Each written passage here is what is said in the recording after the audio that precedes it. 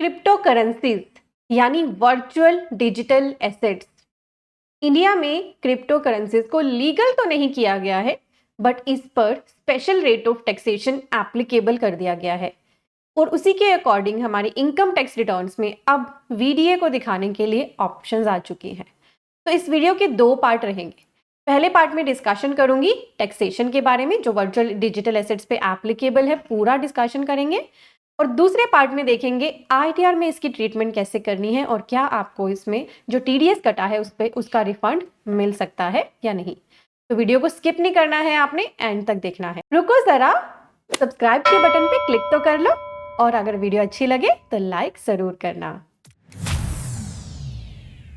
हमारा income tax act इसे किस नाम से बुलाता है? वर्चुअल डिजिटल एसेट्स, यानी कि क्रिप्टो करेंसीज जैसे कि बिटकॉइन। इन पर टैक्स रेट एप्लीकेबल कर दिया गया है। एक स्पेशल टैक्स रेट एप्लीकेबल हुआ है अंडर सेक्शन 115BBH। इसके अकॉर्डिंग जो भी आपका क्रिप्टोज की सेल पर प्रॉफिट होगा उस पर सीधे सीधे आपको 30% टैक्स देना है। 30% टैक्स प्लस एजुकेशन सेस, और अगर सरचार्ज एप्लीकेबल होगा जो 50 लाख से अबव की इनकम पे एप्लीकेबल होता है तो वो भी यहाँ लगेगा। इसका सेक्शन अलग कर दिया है। टैक्सेशन का स्पेशल रेट है इस पे एप्लीकेबल 30%। चाहे आपका 50,000 का प्रॉफिट है, 10,000 का प्रॉफिट है, 10 लाख का प्रॉफिट है, कोई वेरिएशन नहीं है, टैक्स लगेगा सीधे सीधे 30%। ना ही इसमें होल्डिंग पीरियड देखा जाएगा। जैसे कि कैपिटल एसेट्स आप बेचते हो, यानी जैसे शेयर्स को अगर आप ट्रेड करते हो तो उसमें हम देखते हैं कि कहीं ये लॉन्ग टर्म कैपिटल गेन है इसका या शॉर्ट टर्म कैपिटल गेन है। पीरियड के अकॉर्डिंग हम देखते हैं कितना टाइम होल्ड करा है शेयर्स को। पर वर्चुअल डिजिटल एसेट के केस में यानी क्रिप्टो करेंसीज के केस में होल्डिंग पीरियड की कोई भी वैल्यू नहीं है। चाहे आपने कभी भी खरीदा हो, कभी भी बेचा हो, आपको सीधे सीधे प्रॉफिट पे 30% टैक्स देना है। तीसरा इसमें मेन इंपॉर्टेंट पॉइंट है कि वर्चुअल डिजिटल एसेट के प्रॉफिट पे तो गवर्नमेंट आपसे टैक्स ले रही है सीधे सीधे 30%, पर क्या आपको लॉस को सेट ऑफ करने की परमिशन दे रही है? नहीं। वर्चुअल डिजिटल एसेट के प्रॉफिट से किसी भी तरह के लॉस को आप एडजस्ट नहीं कर सकते, चाहे वो खुद वर्चुअल डिजिटल एसेट से ही हुआ नुकसान क्यों ना हो। जी हाँ, बहुत इंपॉर्टेंट है।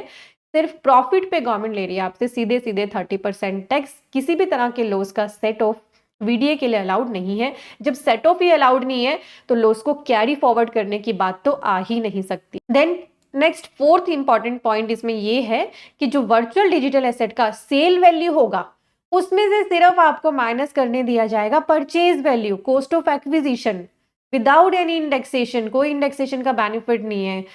और इसमें से कोई अदर आप अमाउंट जैसे कि आपने ब्रोकरेज पे करी एक्सेट्रा, कोई भी डिडक्शन आप नहीं ले सकते।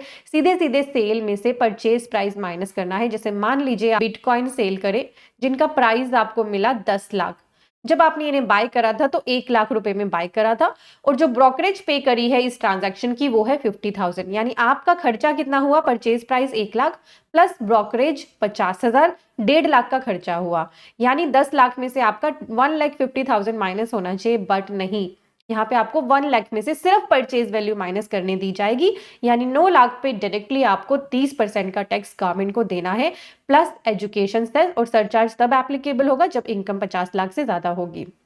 अब अगला इंपॉर्टेंट पॉइंट मुझसे बहुत ज्यादा पूछा जाता है कि क्या हमें सेक्शन 87A की रिबेट मिलेगी जो 5 लाख से कम इनकम पे अवेलेबल है? जी हाँ, क्रिप्टो करेंसी के केस में भी अगर आपकी टोटल इनकम 5 लाख से कम है तो सेक्शन 87A की रिबेट यहाँ पर आपको अवेलेबल करा दी जाएगी। बट किसी भी तरह के खर्चे, इंडेक्सेशन का बेनिफिट यहाँ पर आपको नहीं मिलता है। ना ही आप लॉस को सेट ऑफ कर सकते हो, ना ही कैरी फॉरवर्ड कर सकते हो। ये सबसे इंपॉर्टेंट बात है वर्चुअल डिजिटल एसेट की टैक्सेशन की। तो आपने समझ लिया कि वीडीए पे सीधे सीधे स्पेशल टैक्सेशन एप्लीकेबल है। 30% का डायरेक्ट रेट लगता है, कोई इसके अलावा रेट नहीं है। और फिर उसमें एजुकेशन सेस ऐड हो जाता है। कोई और डिडक्शन नहीं मिलती, सिर्फ कॉस्ट ऑफ एक्विजिशन की विदाउट इंडेक्सेशन आपको डिडक्शन मिलती है। अगला पॉइंट है टीडीएस। जी हाँ, वीडीए के केस में टीडीएस एप्लीकेबल है 1% का, और इसको भरने के लिए जो चालान है 26QE वो पैन बेस्ड चालान है। पैन के बेस पर आप उसको पे कर सकते हो। तो अगर आपका टीडीएस कटा है वर्चुअल डिजिटल एसेट पे, क्या आप उसका रिफंड भी ले पाएंगे? वो डिस्कशन भी मैं करूंगी आईटीआर के साथ। तो अब बढ़ रहे हैं हम इसके सेकंड पार्ट पे जहां हम जानेंगे वर्चुअल डिजिटल एसेट्स को आईटीआर में कैसे दिखाना है। यहाँ मैंने ओपन कर लिया है इनकम टैक्स पोर्टल। यहाँ पे मैं आई हूँ ई फाइल में, इनकम टैक्स रिटर्न में, फाइल इनकम टैक्स रिटर्न में। मैं आपको दिखा रही हूँ असेसमेंट ईयर 23-24 ऑनलाइन मोड आईटेट 2 में इसका में कर रहे हैं हम इसका ट्रीटमेंट।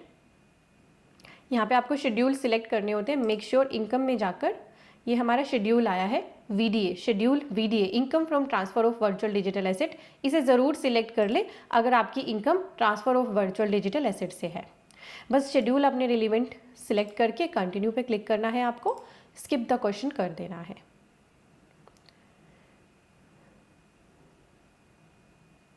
ओके कर देती हूँ मैं। तो आपकी जो भी डिटेल्स है, जिस भी हेड से इनकम है, आप सभी इसमें एंटर करें। मैं आपको दिखा रही हूँ, यहाँ पर थोड़ा सा नीचे जाने पर आपको मिलेगा income from transfer of virtual digital asset.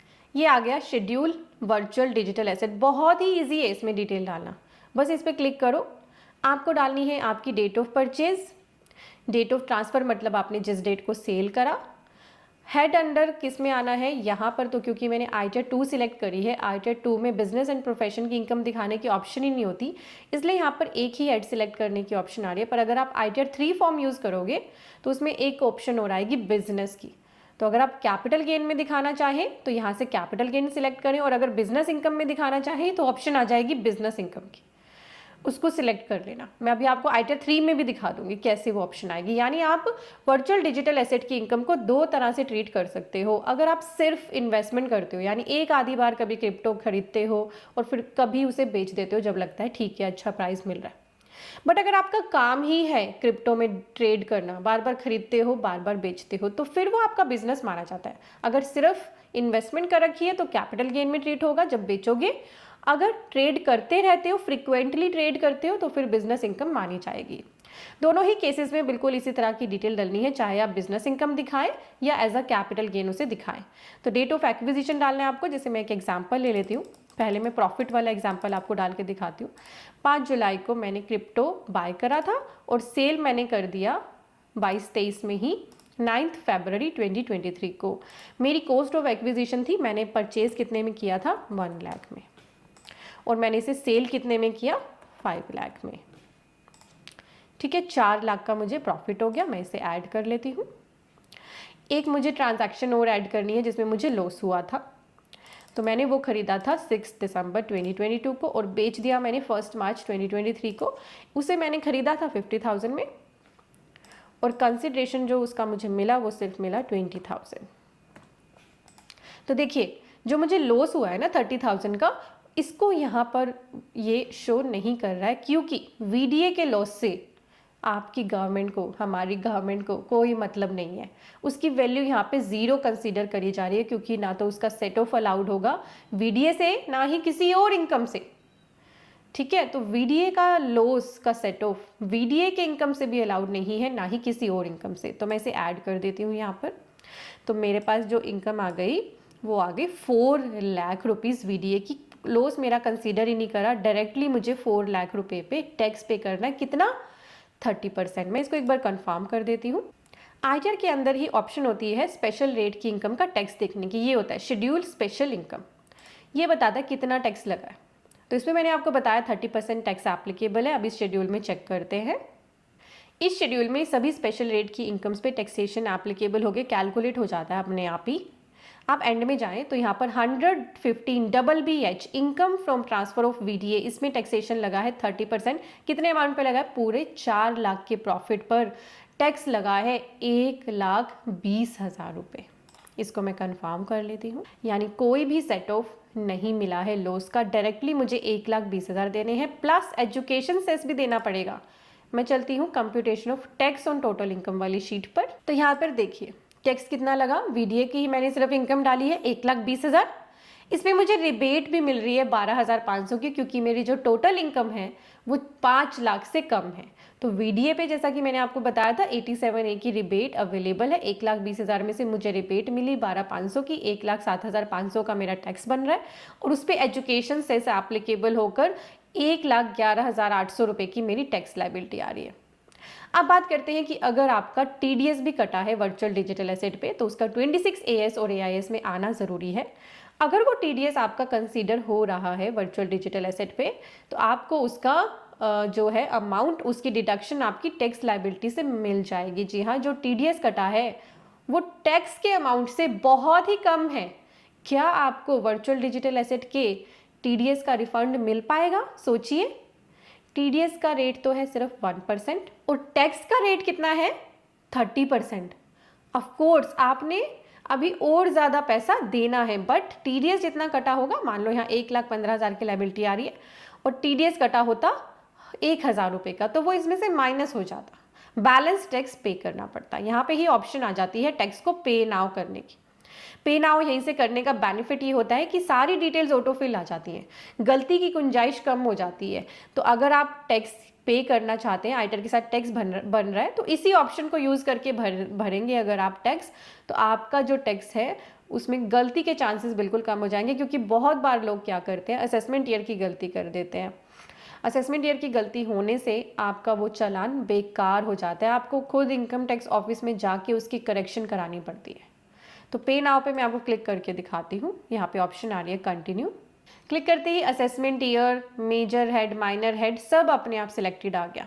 मुझे कोई फाइनेंशियल ईयर, असेसमेंट ईयर अपने आप सिलेक्ट नहीं करना। दैट मीन्स मेरे से कोई भी गलती नहीं होगी फाइनेंशियल ईयर को सिलेक्ट करने की। कंटिन्यू पे करती हूँ। कंटिन्यू पे क्लिक करते ही सारा टैक्स अपने आप ब्रेकअप के साथ यहाँ पे एंटर होके आ गया। दैट मीन्स इस चीज़ की भी मुझसे कोई गलती नहीं होगी। और बस कंटिन्यू करेंगे तो आपको टैक्स पे करने के लिए ऑप्शंस मिल जाएंगे, internet banking, wallet, RTGS, NEFT, over the counter, जिस भी मोड से आप टैक्स पे करना चाहें आप कर सकते हैं। तो ऐसे पे नाउ से आप टैक्स भी पे कर सकते हैं।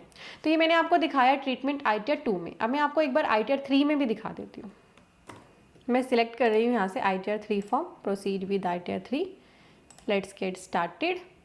मेक श्योर जब भी कोई भी आईटीआर फॉर्म चूज़ करें तो फिर वीडियो वाला शेड्यूल ज़रूर सिलेक्ट कर लेना। Taxable income more than basic exemption limit, continue पे क्लिक कर रही हूँ।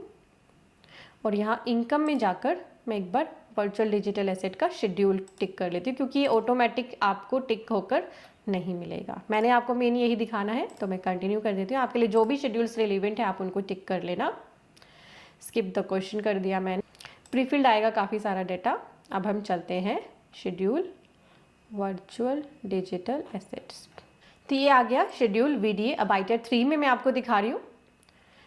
यहाँ पर ऐड डिटेल पे क्लिक करना है। यहाँ पर देखिए आपको 2 हेड मिलेंगे, बिजनेस इनकम या कैपिटल गेन। तो अगर आप ट्रेडिंग करते हो तो आपको इसे यहाँ पर बिजनेस इनकम की तरह सिलेक्ट करना है। आगे ये खुद ही इसे फिर बिजनेस एंड प्रोफेशन के हेड में यहाँ से कैरी फॉरवर्ड करके ले जाएगा। इसमें भी डिटेल सेम ही तरीके से जाएंगी, date of acquisition, date of transfer, cost of acquisition and consideration.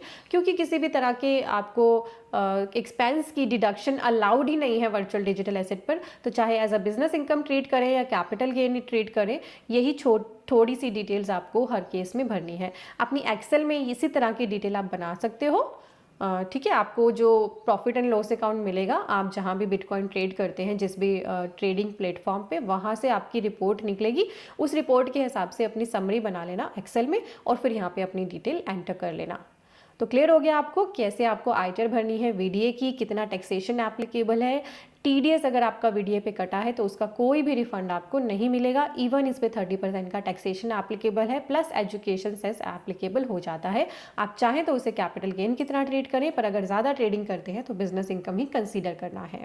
अब मैं आपको ले आई हूँ हमारी वेबसाइट studybuddy.com पे। बहुत सारे पर्सन्स डिटेल्ड लर्निंग में इंटरेस्टेड होते हैं, तो यहाँ हमारे कोर्सेज अवेलेबल हैं, जैसे कंपनी बनाने का कोर्स, प्रो अकाउंटेंट बनना, TDS and TCS course, GST reconciliations, TDS on property, MSME 9(9)C, GST with automation, income tax with automation. बहुत सारे ये मेगा कॉम्बो हमारा अवेलेबल है, बहुत सारे कोर्सेज इसमें इंक्लूड है। देन प्रैक्टिकल कॉम्बो बनाया है, जीएसटी का course, income tax, ITR and TDS और ऑटोमेशन ऑफ बैलेंस शीट। तो जिस भी कोर्स में आप इंटरेस्टेड हैं, ब्राउजर पे टाइप करें studybuddy.com और हमारी वेबसाइट को विजिट करके हमारे इन प्रैक्टिकल कोर्सेज का बेनिफिट लेना ना भूलें। Thank you so much for watching.